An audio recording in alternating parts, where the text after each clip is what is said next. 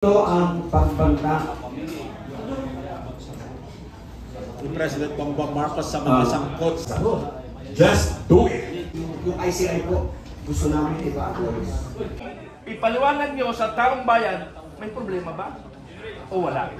Sabi po ni Governor Chavit Singson na wala na pong pag-asa ang Pilipinas kung hindi mapapalitan ang namumuno.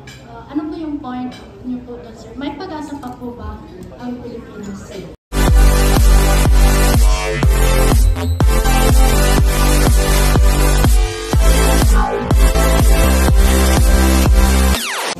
Katayuan ngayon ng ICI. Instead ngayon, alam naman po natin kung talaga yung dapat mabulit. Naging, sabi nila maging state witness pa, hindi nila kinasuhan, absuelto siya sa lahat ng usapin. Kung baga, out siya, hindi na mention ang pangalan sa lahat ng hearing sa Senado, hearing sa Kongreso, hearing sa ICI. Hindi po nababanggit yung kanyang pangalan. Ano po masasabi natin sa tao niya? Sino po yung Tinutukoy mo. Romualdez po. Si dating speaker Romualdez. Katulad po nung sinabi namin kanina, hindi po kami naniniwala na dapat merong ICI because sa amin pong paningin, sa amin pong pananaw, ang ICI po ay unconstitutional. Tsaka ito po pampatagal lamang ng proseso para nga po makalimutan ng ating mga kababayan yung tungkol sa mga nangyari para ma-divert ang attention. So, tutol po kami sa UPI, sa mga ginagawa. Yung ICI po, gusto namin i-abolish. Okay, another question ako, no? As vloggers, Makabayan and Informative Channel. Hindi ako yung Makabayan na fake. Ako ang tunay na Makabayan and Informative Channel. May dalawa lang question sa mga panel. Pwede nyo sagutin ito, no? Pwede nyo sagutin. Kasi naguguluhan kasi ako eh. Naguguluhan ako, ang Pilipino, magulo ang kaisipan. Hindi magulo ang Pilipinas, ha? Magulo ang kaisipan natin. Ang tanong ko lang dalawang tanong ko. Para mag-unite ang Pilipino. Para mag-unite, hindi magkaiwalay. Kasi ang Pilipino, ang ibang Pilipino, hindi nila nakikita ang problema ng bansa. Ang tanong ko ngayon, may corruption bang nagagawa na nangyayari ngayon? At may problema ba ang bansa natin? Gusto kong ipaliwanag nyo sa taong bayan, may problema ba? O wala? Napakalaki po ng problema ng ating bansa. Yun yung sagot sa unang tanong. Ano yung pangalawa? May corruption ba? Okay. Napakalaki ng corruption. Ang corruption ay nasa sukat, measurable po yun. At usually measurable in pesos, sometimes in dollars, sometimes in gold. Pag sinukat natin yung corruption, makikita natin kung enumerate natin from biggest to smallest. Obvious kung sino yung number 1, obvious kung sino yung nasa top 10, obvious kung sino yung nasa top 100. Unahin natin yung mga yun.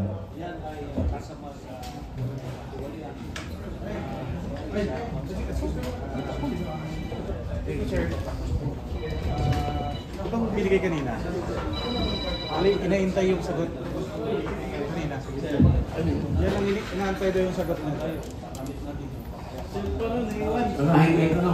Yes. Meron dito message. Ito ang pagbanta Ni President Bongbong Marcos sa mga sangkot sa Korupsyon sa flood control at iba pang infrastructure projects ng pamahalaan. Sabi ni Bongbong, una, mapanagot ang mga kasama rito sa korupsyon. Pangalawa, gagabawi ng gobyerno ang perang ninakaw nila.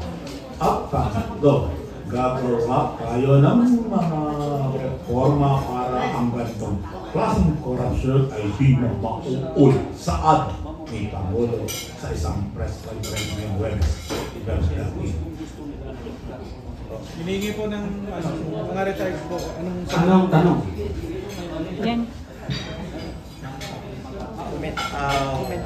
With due respect to President Ferdinand Romualdez Marcos, napaka-basic ng tanong niya at napaka-basic din ng sagot. Just do it! Pakita nyo yung, bigyan nyo kami ng tangible result. Okay, we want big names. We want big names arrested. We want big names prosecuted, and we want big names in jail. Huwag po yung puro salita, puro promises. You have to walk the talk. Let's see it. Yung secret na deliberation ninyo doon sa ICI, ang purpose po nung kaya secret, para mamatay ang interest ng taong bayan, para mawala ang focus ng taong bayan doon sa korupsyon na nangyayari. Dribble nga po eh. So, gusto ninyong makalimutan na ito ng mamamayan. So, naniniwala po kami sa inyong intensyon sa sinabi ninyo na gusto ninyong gawin. Gusto lang po namin results. Mabilis na result. Tangible ngayon na. Ika nga, now na. Mindanao. Ano pa? Okay. Okay na po. Last question. Last question. Oh, last question daw. Okay na? Hi, sir. Okay. Oh, may tanong. Sige. Mababasa po kasi natin sa mga live stream, comment ng mga Ano lang ha? mga Ima-mic natin. nanonood. Rally kayo ng rally, wala naman nangyayari, sabi dun sa mga nanonood. And then, nahuhuli ka ng mga vloggers, yung mga pangyayaring, yung mga pangkukurap, tulad sa mga DPWH. So, nawawalan po ng pag-asa yung mga taong bayan na makilahok, makibahagi. So, can you encourage them, attorney, or any of you, para po sila ay maging kabahagi nitong darating na November 16, 17, 18. Alam niyo po, yung mga kasundalohan, citizen din sila ng bansa. Noong year 2001, noong nag-withdrawal ng support si Angelo Tomas Reyes, yung dating protector of the people, ang sinabi niya, bago siya nanawagan ng withdrawal ng support, nagkonsulta muna siya sa at least 130,000 na kasundalohan. Nag-withdraw ng support muna sa baba. Pero tahimik lang sila, ipinaalam, dahan-dahan nilang pinaalam pataas. Yung withdrawal of support nandali sa baba. Kapag ganyan karami, nung araw 130,000, sisilaw yun. Sa atin, kaya-kaya yan. Kasundaluhan pa lang yan, ha? Paakit ang paakyat, pagdating doon sa taas, baka sabihin na ng protector of the people natin, yun ang sinabi na nasa baba. So that's a very non-violent way of doing things, and that is within the bounds of the Constitution. Hindi po yung kudita. Yung ganyan, yung nagsalitang withdrawal support kung yung protector of the people lang nasabi na wala siya nilalabag na batas, nasa loob siya ng sarili ng batas. Okay. Isa na lang, sir. Sa nakaraang media forum sa Caroline Bakery, nasabi po ni Governor Chavit Singson na wala na pong pag-asa ang Pilipinas kung hindi mapapalitan ang namumuno. Ano po yung point niyo po doon, sir? May pag-asa pa po ba ang Pilipinas? Meron, ang ganda ng spiritual advice na binigay ng interpret natin eh. Magsimula mo lang tayo sa loob. Sila ang mag-discuss na mas malalim doon. Yung siguro sasagutin yan, meron yung pag-asa tayo. Umatin kayo sa 16, 17, 18.